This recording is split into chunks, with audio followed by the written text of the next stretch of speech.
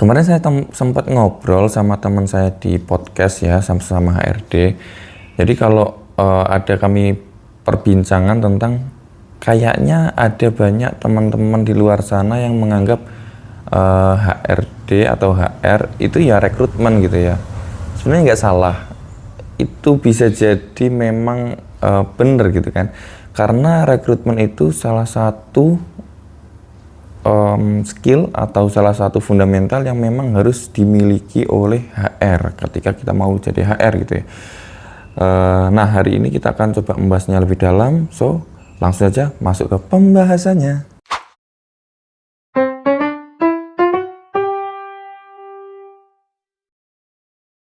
Ya, kembali lagi bersama kita di HRD Masa Kini.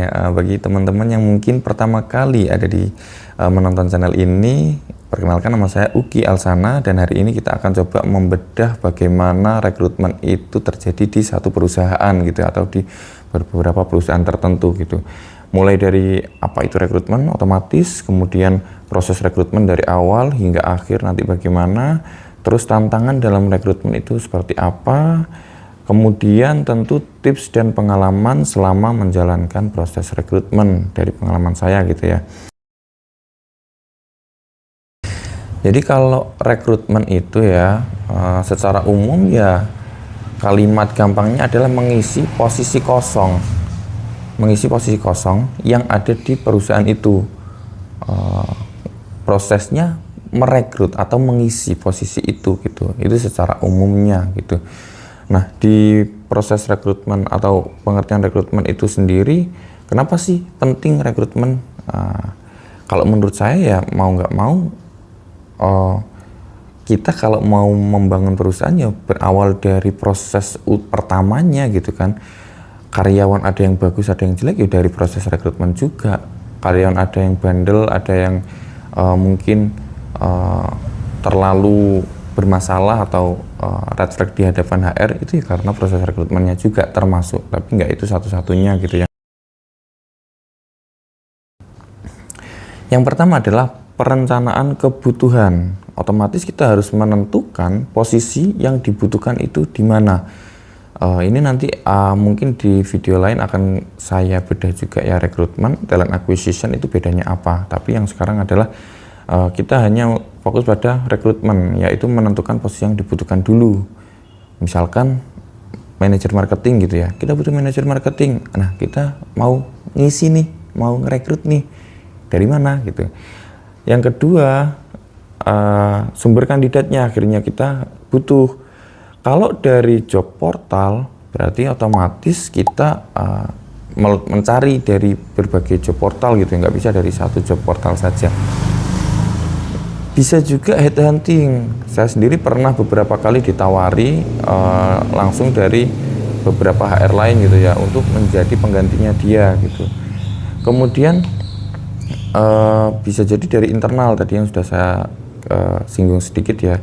Dari internal ini bisa jadi mutasi selevel atau bisa dibilang hanya pindah departemen biasanya, atau pindah bagian, atau promosi dari staff menjadi supervisor, atau bagaimana proses promosi di sana gitu.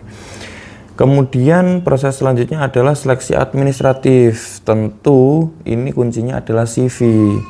Ketika kita melakukan seleksi administratif, banyak HR di luar sana yang numpuk CV fisik gitu ya dulu. Sekarang sudah banyak yang hanya pakai email saja atau pakai form gitu kan. Karena ketika kita seleksi administratif itu kadang kita ada miss-nya, kadang ada bingungnya, kadang ada capeknya gitu kan. Karena saking ya lumayan banyak ya biasanya ya. Kalau pas sortir gitu kan harus dikategorikan harus S1 misalkan. Ya wes, yang enggak S1 akhirnya terbuang semua gitu. Hal-hal semacam itu. Kemudian proses berikutnya adalah wawancara dan tes. Nah, ini ada wawancara dan tes ini biasanya proses yang paling umum yang diketahui oleh teman-teman non-HR ya. Karena kan ada kadang ada tes tulis, ada psikotes, ada wawancaranya, ada tes IQ-nya gitu kan. Gitu. Kemudian selanjutnya adalah keputusan akhir dan offering gitu. Kalau sudah dapat offering itu biasanya perusahaan sudah, oh ini sangat tertarik nih, tinggal terakhir, kamu tak tawari segini, tak tawari fasilitas ini, mau apa enggak gitu kan. Kalau misalkan nggak mau ya bisa jadi masih bisa nolak gitu. Kemudian terakhir onboarding itu bukan ospek ya, lebih kepada pokoknya perkenalan. Jadi karyawan dikenalkan dulu di perusahaannya gitu. Nah, onboarding ini bisa beberapa macam jenisnya ya, bisa jadi yang hanya sehari, bisa jadi seminggu, bisa jadi sebulan, terserah dari perusahaannya mau menerapkan bagaimana. Tantangan pertama adalah kesulitan menemukan kandidat yang sesuai. Ini tantangan utama mungkin ya, karena kan kadang-kadang kita rekrutmen panjang 20 hari lebih, tapi kok nggak nemu-nemu kandidat yang sesuai gitu kan. Kadang-kadang kita sudah nemu, usernya yang nggak mau gitu kan.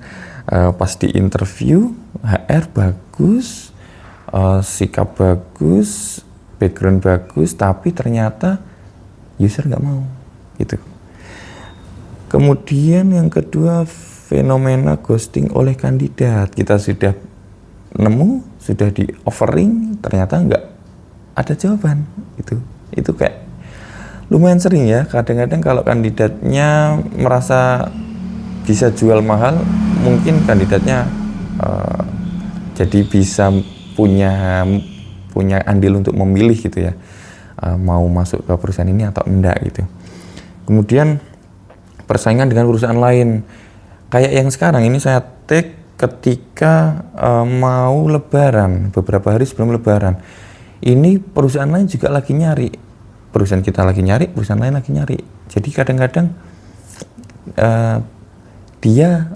perusahaan lain nawari gaji yang lebih tinggi atau nawari benefit yang lebih banyak gitu-gitu.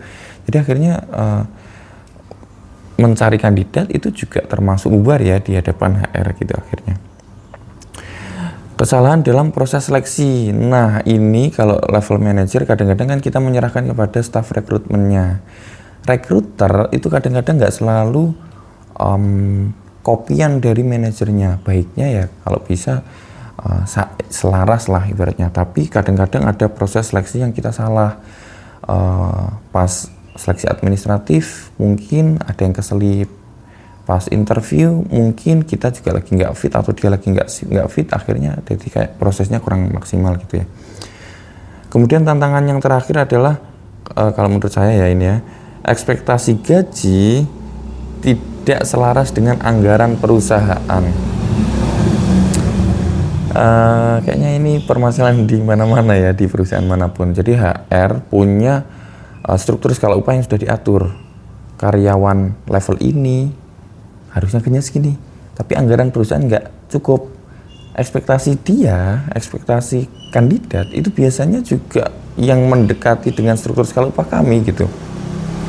Jadi mau nggak mau ya harus menjadi penengah ya, mau nggak mau harus menjadi penengah antara perusahaan dan juga kandidat gitu. Yang paling cocok yang mana? Kita nggak bisa bilang 5 juta gitu misalkan ya. Dia minta 5 juta terus kita 5 juta pas ini untuk kita, tapi perusahaan gimana?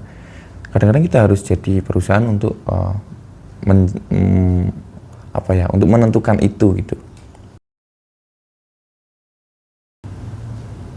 Pertama, kita ketika membaca CV itu harus benar-benar efektif ya teman-teman HR di luar sana ya, karena itu salah satu proses yang takes time.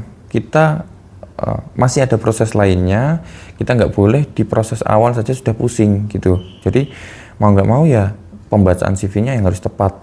Caranya utamanya adalah ketika user minta sesuatu yang memang spesifik, misalkan perempuan teknik kimia, ya wes kita harus benar-benar perempuan teknik kimia itu kita sortir terlebih dahulu agar nanti kita bisa dapat bisa dibilang sortiran yang general dulu lah, ibaratnya gitu.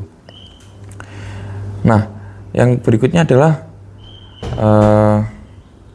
kita harus pakai teknik wawancara yang bagus. biasanya kan ada teman-teman PEI pakainya ya gitu. Tapi sebenarnya kuncinya bukan di PEI-nya, di bagaimana kita terbiasa untuk menginterview sehingga kita lebih bisa cepat gitu tahu, oh ini kelihatannya cocok. Baru masuk itu kita sudah kayaknya ini deh, ini harus tak kasih pertanyaan yang memang langsung inti-intinya saja deh gitu. Hal-hal seperti itu harus kita pelajari dengan baik agar kita bisa mempercepat proses interview dan mengurangi tingkat kesalahan mungkin ya gitu. Terus onboarding harus efektif apa efisien ya? Kayaknya efektif sih, lebih ke efektif kalau onboarding, karena onboarding itu salah satu langkah pertama yang menentukan karyawan itu nanti karirnya seperti apa gitu. Kita harus bawa satu paket onboarding yang bisa dibilang padat tapi bisa masuk di dia. Kalau padat tapi nggak bisa diterima, ya mau diapakan gitu kan, nggak masuk di karyawan gitu. Apalagi dia kan karyawan baru otomatis baru masuk, nggak tahu apa-apa, lokasi baru, atasan baru mungkin. Jadi ya onboardingnya itu salah satu penentu dari karirnya nanti ketika masuk gitu. Rekrutmen bukan sekedar mencari orang, tapi tentang menemukan orang yang tepat untuk posisi yang tepat. Kalau sekedar mencari orang, nggak perlu HR, semua orang bisa itu, gitu ya.